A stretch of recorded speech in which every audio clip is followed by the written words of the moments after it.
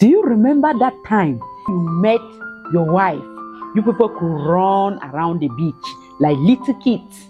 You people could exchange flowers, lick ice cream together.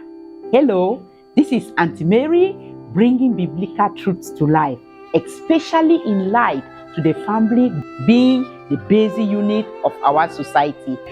Today, I will be talking on the topic, marriage is friendship.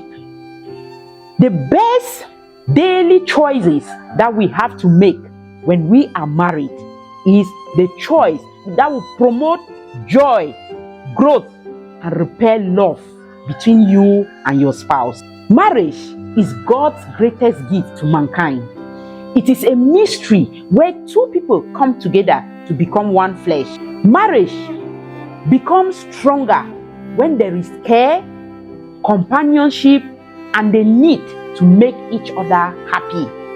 These things cannot be done by you to yourself, but they must be done to you by another person who is your spouse. 1 John chapter 4 verse 16, it talks about love. So love is the heart of marriage. Friendship is the heart of marriage, and God is love. So loving your spouse means you have invited God to live in your marriage. In a friendly marriage, the spouses feel free to express themselves, especially during disagreement. When they feel free to express themselves, they are also willing to listen because they are friends and not boss and subordinate. 1 John 4 verse 18 talks about fear in love. Where there is fear, there is no love.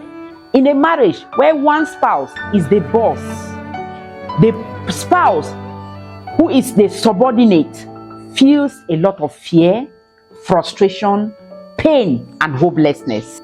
Freedom, which is also friendship, helps the spouse to be very responsible. In a marriage where there is freedom, the spouses are very responsible. They will know what to do and what not to do, at what time and how to do it. Lack of friendship in your marriage will give birth to the feelings of slavery instead of the feelings of love. True love grows when each spouse feels free to react. That spouse is very responsible. He is responsible for his failures, and he is responsible for the things that he has to do to make love grow in that marriage. So how do we grow our friendship in marriage? Truth from God's word will help us to grow in our love for one another. If you look at 1 John chapter 4 verse 16, you will see what love is all about. From verse 16 to 20, it talks all about love. So when we look into the truths of God's word, they will help us, teach us, and train us on how to be friends with our spouse. To grow your friendship in your marriage, you shouldn't lie. You shouldn't be an adulterer. You shouldn't be somebody who complains a lot, somebody who nags, somebody who is self-centered, somebody who is selfish, somebody who is not trustworthy. You should be open with each other, feel free with each other. You discuss most of the time, you spend time together, you have a we time where you talk on how you people met, you talk about the good moments that you people have had, you talk about the bad moments that you had and how you overcame them, you talk about funds that you people have had, you share them during your we time. Share what you are getting from God's word. You can share prayer topics and you pray together, you worship God together, you sing songs together. Another way to grow your friendship is to do outings. You go out for swimming, you go for picnics, you go around the beach, you do many things together that will grow your friendship. You play games together, you affirm each other, you show affection and care to each other. And by so doing, your friendship will grow. You will grow closer to each other. You will love each other. You will be fond of each other. You will be missing each other when the person goes away. That is friendship in marriage. Consequences of no friendship in marriage. A marriage where there is no friendship, where these things are not observed, it is more like an office. where there is a boss and there is a subordinate.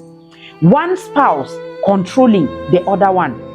The controlling spouse will always be able to ignore the wishes of the other spouse without even thinking through them. In such a marriage, the bossy spouse owns that marriage because everything that is being done is done for him and not for them. The spouse that is under that spouse lives in fear, hopelessness, frustration, always thinking that things will be better in order for her or him to receive love, but yet it never happens.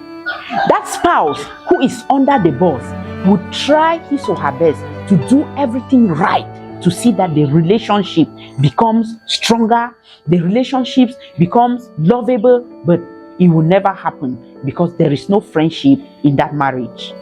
So, dear viewers, if you want the flames of romance, love, and intimacy in your marriage, you have to befriend each other again.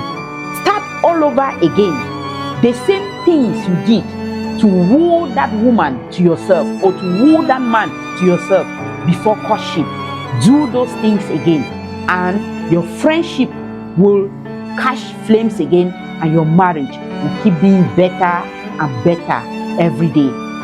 Thank you so much for listening.